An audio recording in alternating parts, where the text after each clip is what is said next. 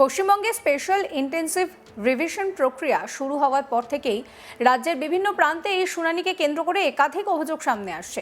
Voter তালিকার সংশোধন ও যাচাইয়ের এই গুরুত্বপূর্ণ প্রক্রিয়াকে কেন্দ্র করে প্রশাসনিক স্বচ্ছতা, রাজনৈতিক হস্তক্ষেপ এবং সাধারণ নাগরিকদের অধিকার নিয়ে নতুন করে প্রশ্ন উঠতে শুরু করেছে। এরই মধ্যে পশ্চিম বর্ধমান জেলার রানীগঞ্জ বিডিও অফিসে ঘটে যাওয়া একটি ঘটনা রাজ্য রাজনীতিতে তীব্র আলোড়ন তৈরি করেছে। এই ঘটনাকে কেন্দ্র করে একটি ভিডিও সোশ্যাল মিডিয়ায় ভাইরাল হওয়ার পর বিষয়টা আরও জটিল আকার ধারণ করে। অভিযোগ পাল্টা অভিযোগকে কেন্দ্র করে সরগরম হয়ে ওঠে রাজ্যের রাজনৈতিক মহল। প্রশাসনের ভূমিকা, শাসক দলের নেতাদের আচরণ এবং বিরোধী দলের অভিযোগ সব মিলিয়ে এসআইআর শুনানি প্রক্রিয়ার নিরপেক্ষতা নিয়ে বড় প্রশ্নচিহ্ন উঠে এসেছে। নির্বাচন কমিশনের নির্দেশে সময়ে সময়ে ভোটার তালিকার বিশেষ সংশোধনী প্রক্রিয়া চালানো হয়, যাকে বলে স্পেশাল ইন্টেন্সিভ রিভিশন।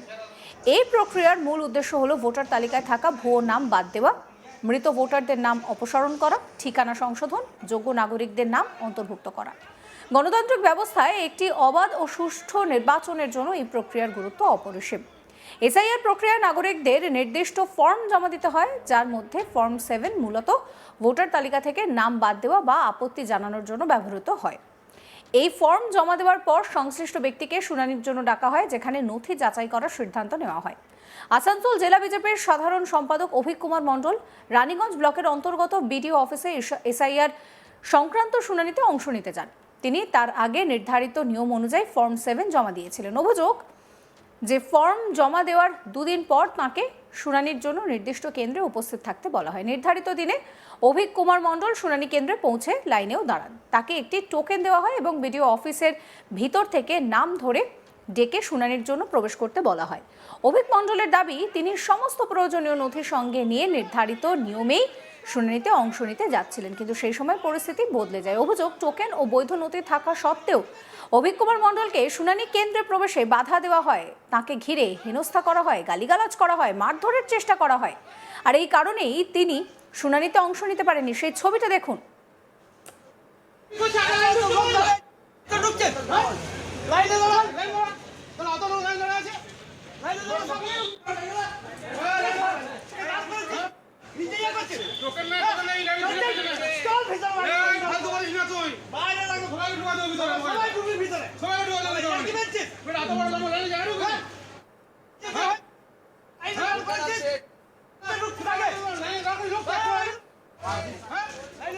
এই ঘটনায় তৃণমূল কংগ্রেসের ব্লক ইলেকটোরাল অবজারভার প্রদীপ মুখার্জি এবং স্থানীয় তৃণমূল পঞ্চায়েত সদস্য বিবেক মণ্ডলের নাম জড়িয়েছে।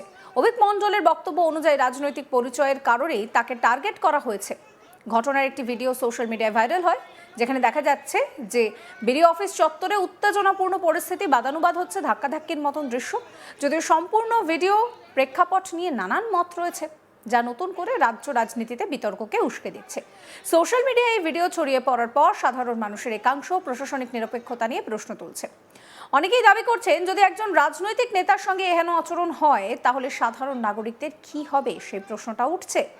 ঘটনার পর অভিক কুমার মণ্ডল সংবাদ মাধ্যমের কাছাকাছি বলেন যে, আমি কোনো রাজনৈতিক কর্মসূচিতে নয়, একজন সাধারণ নাগরিক হিসেবে এসআইআরে অংশ নিতে এসেছিলাম। বিডিও অফিসের ভিতরে নাম ধরে আমাকে ডাকা হয়েছিল, কিন্তু ভেতরে ঢোকার আগে আমাকে জোর করে আটকে দেওয়া হয়, আমাকে মারধরের চেষ্টা করা হয়, ফলে আমি শুনানিতে অংশ নিতে পারিনি। তিনি আরও দাবি করছেন, এই ঘটনা প্রমাণ করছে যে শাসক দলের প্রভাব কিভাবে প্রশাসনিক প্রক্রিয়ায় হস্তক্ষেপ করছে।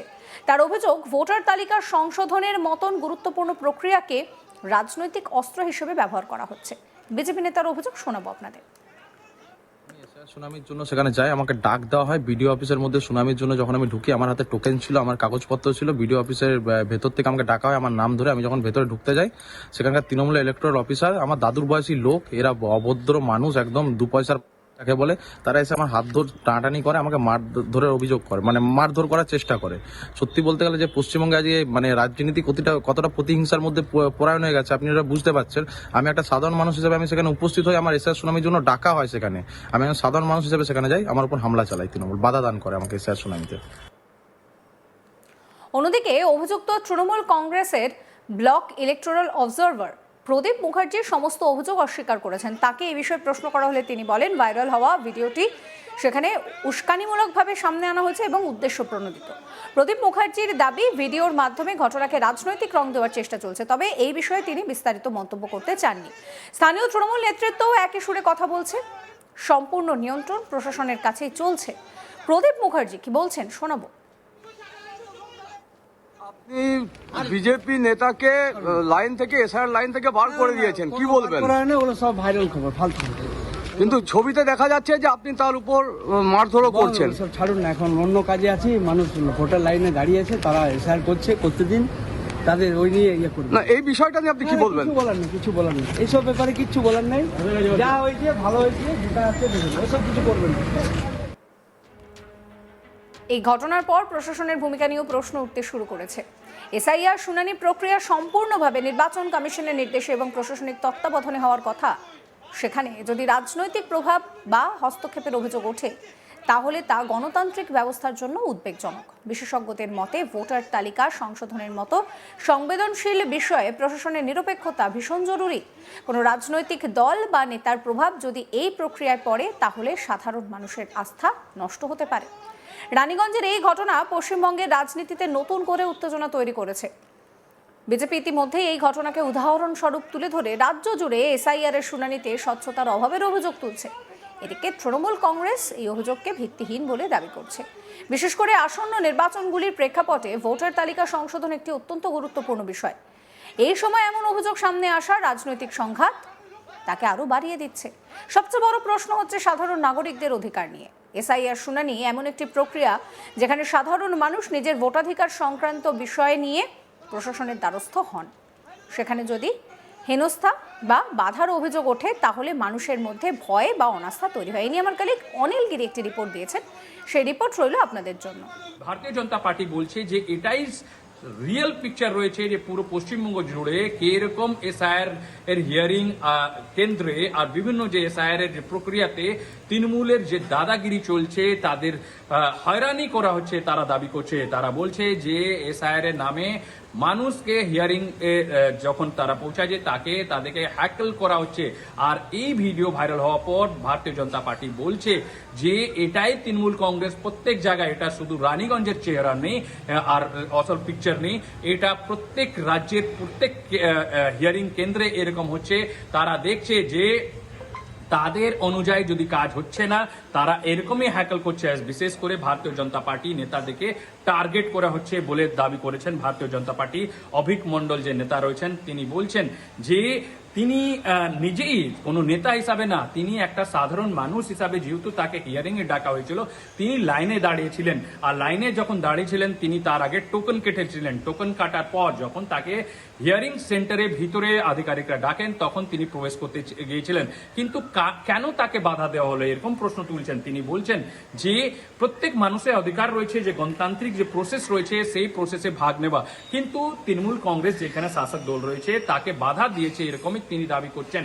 আর এই ভিডিও ভাইরাল হওয়ার পর সোশ্যাল মিডিয়াতে এখন ঘোরাঘুরি করছে এই ভিডিওতে স্পষ্ট দেখা যাচ্ছে যে অভিক মন্ডল যখন ভিতরে ঢুকতে চেষ্টা করেন ভিডিও অফিসে, যেখানে হিয়ারিং সেন্টার বানানো হয়েছে, আর তাকে যখন ভিতর থেকে ডাকা হয়, তাকে দেখা যায় যে প্রথম বাধা দেওয়া হয় আর তারপর হ্যাকল করে তাকে ভিতরে ঢুকতে দেওয়া হয়নি। আর এই ভিডিও ভাইরাল হওয়ার পরে এখন পুরো পশ্চিম বর্ধমান জেলা জুড়ে এখন রাজনীতি চর্চা রয়েছে। আর সাধারণ মানুষ প্রশ্ন করছে যে প্রত্যেক মানুষের অধিকার রয়েছে যে এসআইআর এর হিয়ারিং কেন্দ্রে বা এসআইআর এর হিয়ারিং প্রসেস যে গণতান্ত্রিক প্রসেস রয়েছে সেটাতে ভাগ নেওয়া। কিন্তু এইরকম যে তৃণমূল কংগ্রেসের নেতার একটা দাদাগিরি চেহারা, এরকম পরিষ্কার ছবি সামনে এসেছে, সেটা নিয়ে এখন প্রশ্ন। আর এটা নিয়ে এখন দেখা যে ইলেকশন কমিশন এই সব যে পুরো ঘটনা ঘটছে, এটা রোকথাম জন্য বা এটা কিরকম এইরকমগুলোকে কন্ট্রোল করবে, এটাই এখন সব থেকে বড় প্রশ্ন। কেন কি তারা যে ভারতীয় জনতা পার্টি বলছে যে পুরো এক্সিকিউটিং যে অফিসার রয়েছে যে এটাকে এক্সিকিউট করবে, তারা শাসক দলের লোক রয়েছে। আর তারা এরকম কোনো ঘটনার এরকম যখন ঘটছে, তারা কোনো স্টেপ নিচ্ছে। আর সে কারণে প্রত্যেক হিয়ারিং সেন্টারে এরকম ঘটনা ঘটছে বলে দাবি করছে ভারতীয় জনতা পার্টি। কিন্তু এখন দেখার যে ইলেকশন কমিশন এবার কি পদক্ষেপ নেয়। যে প্রদীপ মুখোপাধ্যায় যাকে দেখা যাচ্ছে ভাইরাল ভিডিওতে যে তিনি হ্যাকল করছেন তার বিরুদ্ধে কোনো ব্যবস্থা নিচ্ছেন কিনা সেটাই এখন দেখার বিষয় রয়েছে। সমস্ত খবরের আপডেটের জন্য আপনাদের নজর থাকুক আজ তাক বাংলায়। চ্যানেলটিকে সাবস্ক্রাইব করতে ভুলবেন না।